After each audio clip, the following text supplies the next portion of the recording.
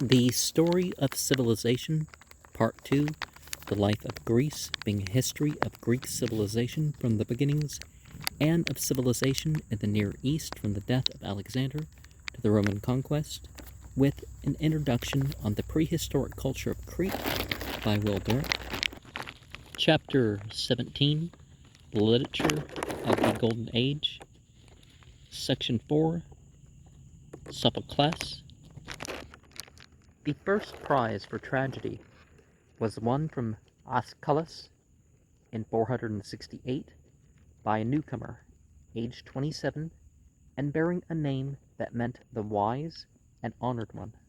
Sophocles was the most fortunate of men, and almost the darkest of pessimists. He came from Colonus, a suburb of Athens, and was the son of a sword manufacturer, so that the Persian and Peloponnesian wars, which impoverished nearly all Athenians, left the dramatist a comfortable income.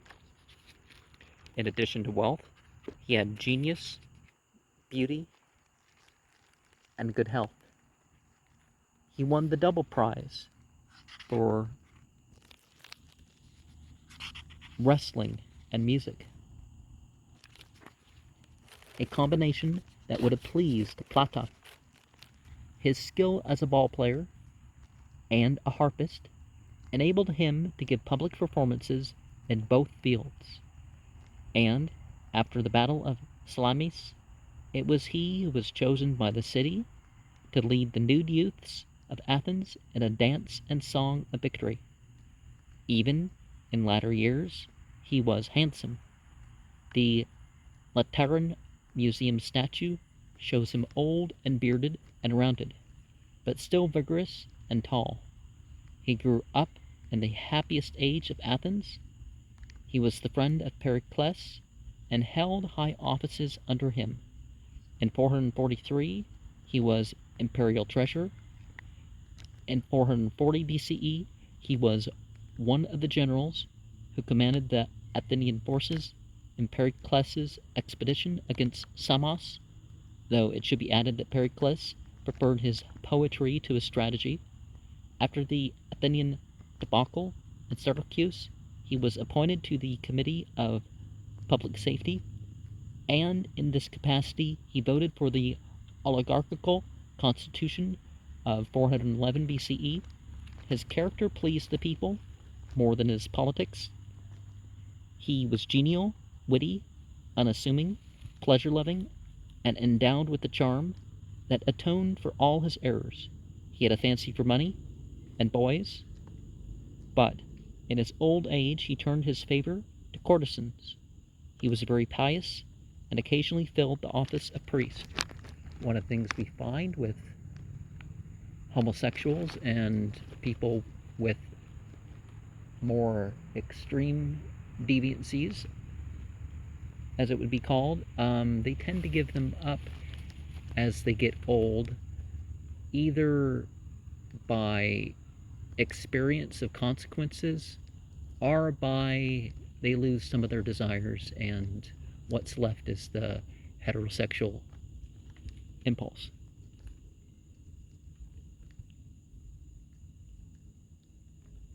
He was very pious and occasionally filled the office of priest. He wrote 113 plays. We have only 7 and do not know the order in which they were produced.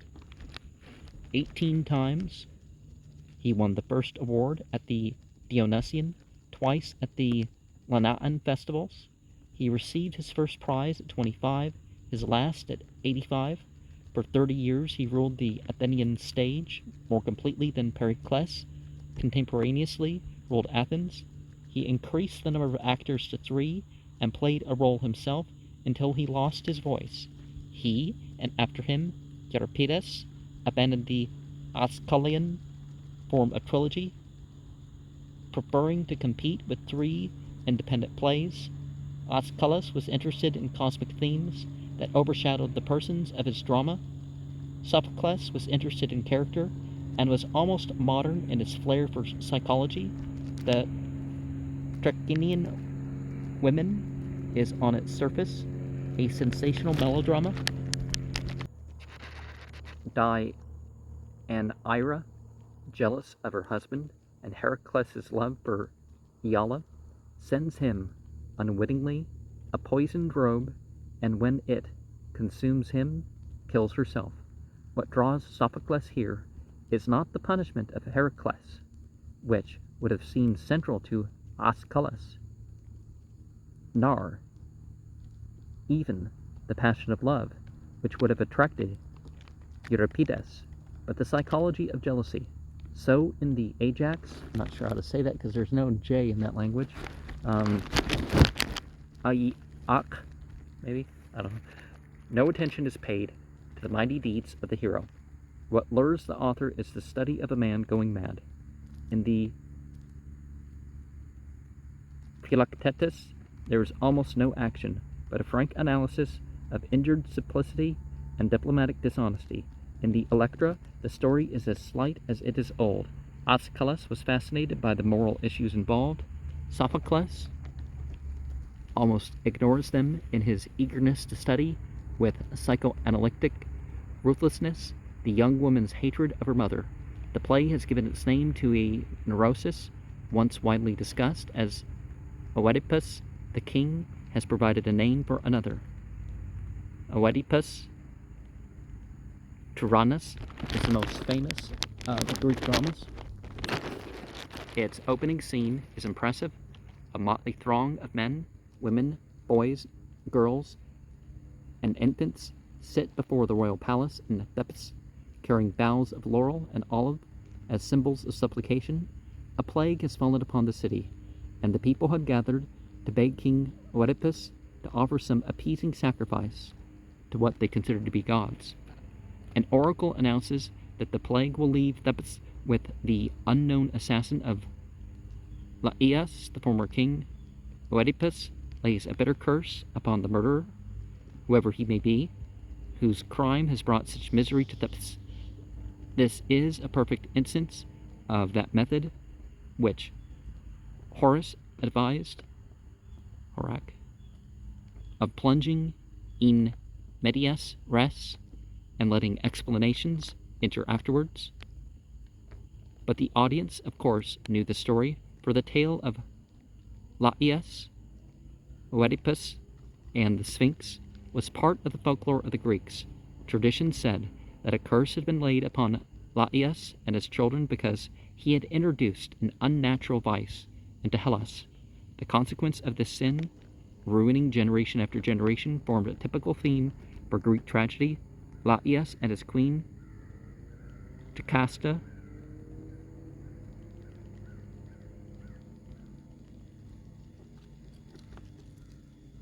Iocasta, I don't know, there's no J in that language, said an oracle would have a son who would slay his father and marry his mother. For once in the world's history, two parents wanted a girl for their first child, but a son came, and to avoid fulfillment of the oracle, he was exposed on the hills. A shepherd found him, called him Oedipus from his swollen feet, and gave him to the king and queen of Corinth, who reared him as their son. Grown to manhood, Oedipus learned again from the oracle that he was destined to kill his father and marry his mother. Believing the king and queen of Corinth to be his parents, he fled from that city and took the road to Thebes. On the way he met an old man, quarreled with him, and slew him, not knowing that the old man was his father. Nearing Thebes, he encountered the Sphinx, a creature with the face of a woman, the tail of a lion, and the wings of a bird. To Oedipus, the Sphinx presented its renowned riddle: what is that which is 4-footed, 3-footed, and 2-footed? All who failed to answer correctly were destroyed by the Sphinx, and the terrified Thebans, longing to clear the highway of this monster, had vowed to have as their next king whoever should solve the riddle, for the Sphinx had agreed to commit suicide if anyone answered it. Oedipus replied, "Man, for as a child he crawls on 4 feet, as an adult he walks on 2, and as an old man he adds a cane." It was a lame answer, but the Sphinx accepted it, and loyally plunged to its death. Well, spirits put on shows sometimes. The Thebans hailed Oedipus as their savior. When Laius failed to return, they made the newcomer king. Obeying the custom of the land, Oedipus married the queen and had by her 4 children: Antigone, Polynices, Eteocles, and Ismena. In the second scene in Sophocles' play, the most powerful scene in Greek drama, an old high priest commanded by Oedipus to reveal, if he can, the identity of Laius' murderer, names Oedipus himself. Nothing could be more tragic than the king's reluctant and terrified realization that he is the slayer of his father and the mate of his mother. Yocasta refuses to believe it and explains it away as a Freudian dream. It has been the lot of many men in dreams, she reassures Oedipus, to think themselves partners of their mother's bed, but he passes through life most easily, to whom these things become trifles. When the identification is complete, she hangs herself, and Oedipus, mad with remorse, gouges out his eyes and leaves Thebes as an exile with only Antigone to help him. And that theme has been repeated again and again. We have in the Beyond Lemuria film that same aspect of the person gouging their eyes out and all that. In Oedipus at Colonus, the second play of an unintentional trilogy, the former king is a white-haired outcast leaning upon his daughter's arm and begging his bread from town to town. He comes in his wandering to shady Colonus, and Sophocles takes the opportunity to sing to his native village and its faithful olive groves an untranslatable song which ranks high in Greek poetry. The trilogy, Oedipus the King, Oedipus at Colonus, and Antigone were produced separately. Okay. Stranger, where thy feet now rest, in this land of horse and rider, here is earth, all earth excelling. Like Colonus, here does shine, oftenest here, and homing best, where the close green coverts hide her, warbling her sweet, mournful tale, sings the melodious nightingale, fresh with heavenly dews, and crowned with earliest white, in shining cluster, each new morn the young narcissus blooms, and a marvelous herb of the soil grows here, whose match I never had heard it sung. In the Dorian isle of Pelops near, or an Asia far hath sprung. 'Tis a plant that flourishes unsubdued, self-engendering, self-renewed, to her armed foes' dismay, that never so fair but in this land bloomed, with the grey-blue silvery leaf soft-plumed, her nurturing olive spray, no force, no ravaging hand shall raise it, in youth so rash or in age so wise, for the orb of Zeus in heaven surveys it, and blue-grey light of Athena's eyes. An oracle has foretold that Oedipus will die in the precincts of the Eumenides, and when he learns he is now in their sacred grove at Colonus, the old man, having found no loveliness in life, thinks that here it would be sweet to die. To Theseus, king of Athens, he speaks lines that sum up with clairvoyant insight the forces that were weakening Greece, the decay of the soil, of faith, of morals, and of men. Only to gods in heaven comes no old age, nor death of anything. All else is turmoiled by our master time. The earth's strength fades, and manhood's glory fades.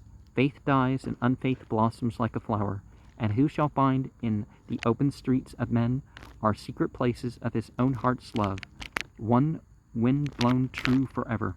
Then, seeming to hear the call of a god, Oedipus bids a tender farewell to Antigone and Ismena, and walks into the dark grove, Theseus alone accompanying him.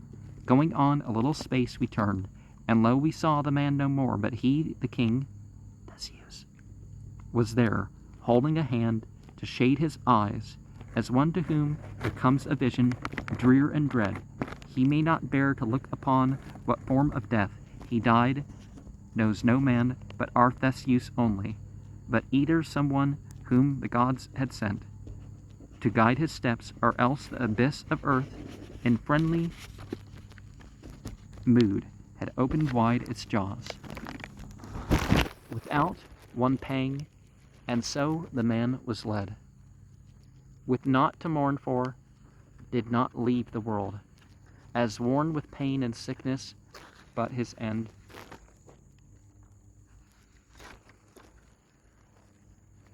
If any ever was wonderful. The last playing the sequence, but apparently the first of the three to be composed, carries the faithful Antigone to her grave, hearing that her brothers Polynicus and Eteocles are warring for the kingdom. She hurries back to Thebes in the hope of bringing peace, but she is ignored and the brothers fight to their death. Creon, ally of Eteocles, seizes the throne, and as punishment for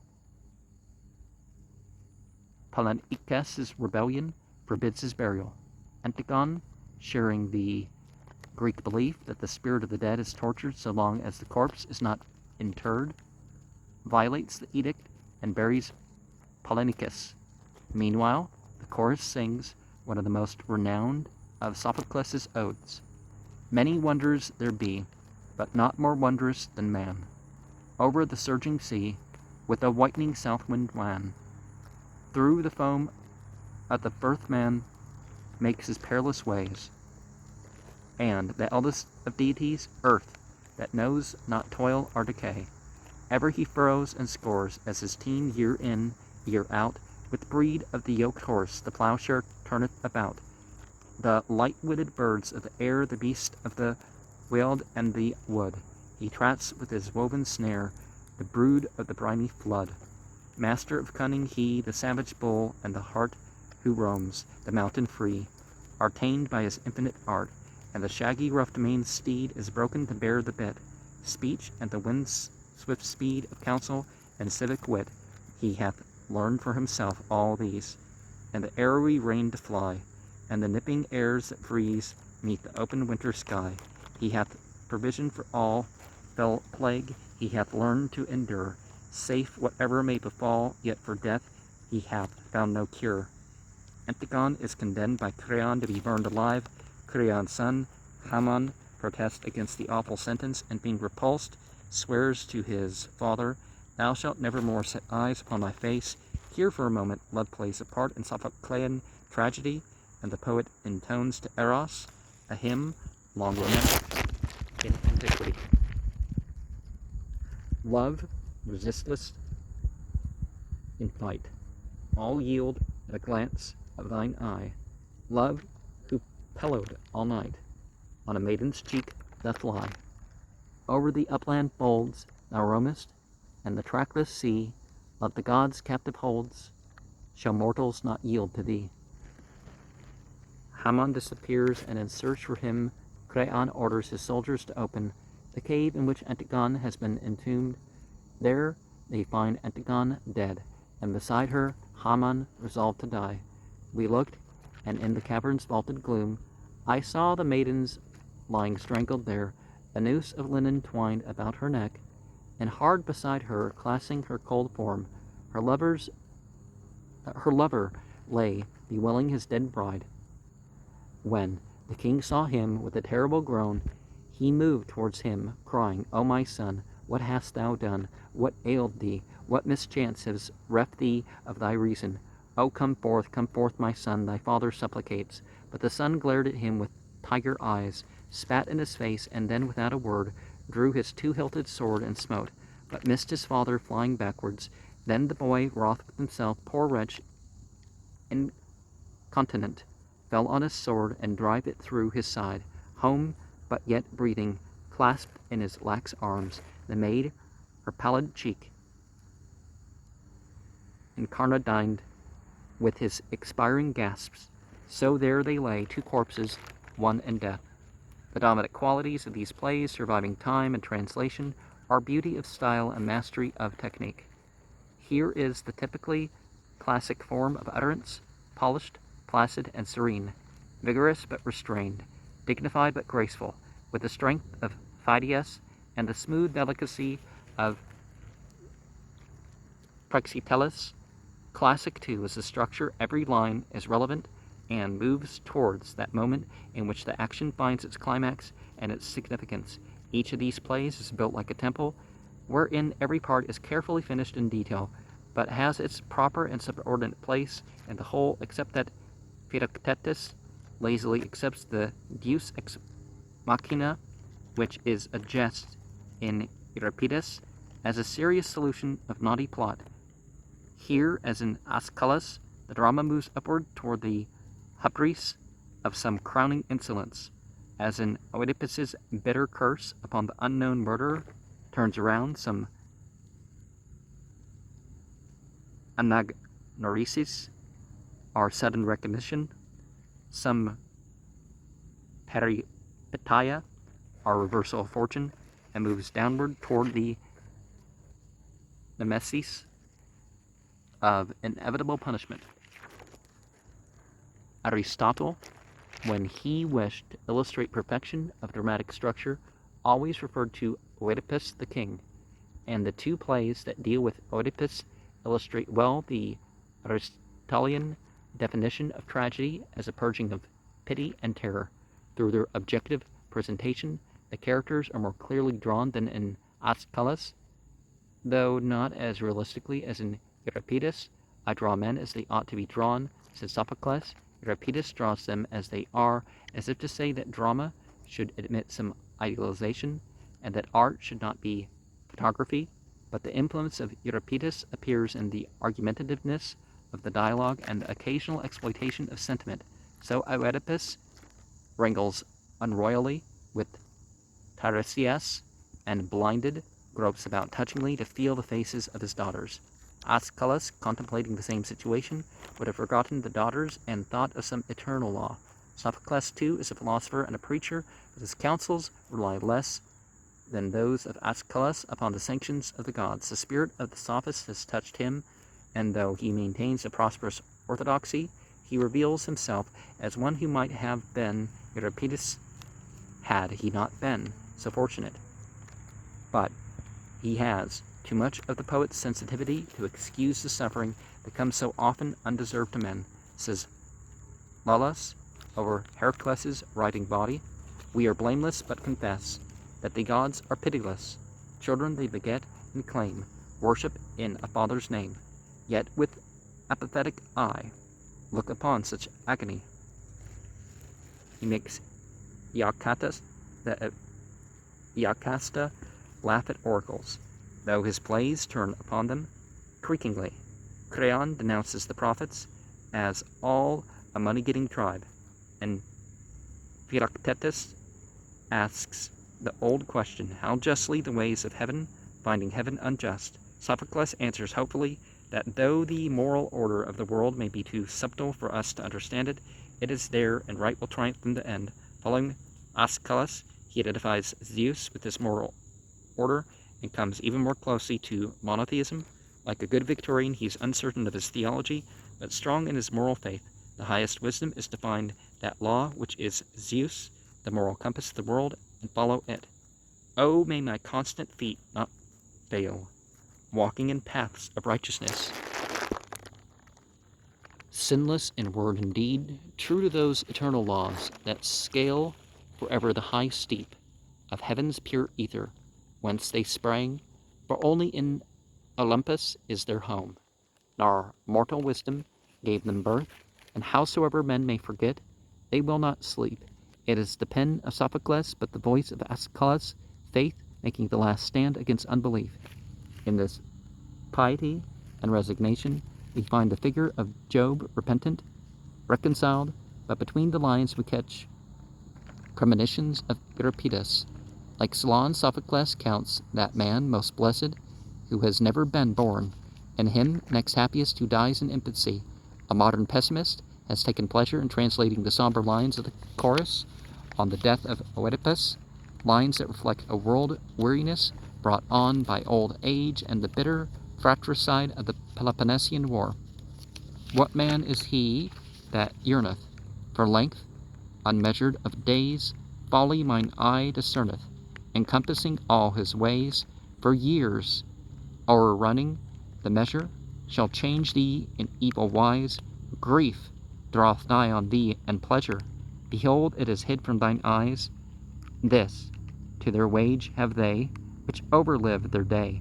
Thy portion esteem I highest, who was not ever begot. Thine next being born who diest, and straightway again are not. With follies light as the feather doth youth to man befall. Then evils gather together, there wants not one of them all. Wrath, envy, discord, strife, the sword that seeketh life, and sealing the sum of trouble, doth tottering age draw nigh, whom friends and kinsfolk fly. Age upon whom redouble all sorrows under the sky, and he that loseth from labor doth one with another befriend, whom bride not bridesmen attend. Song nor sound of the tabor, death that maketh an end.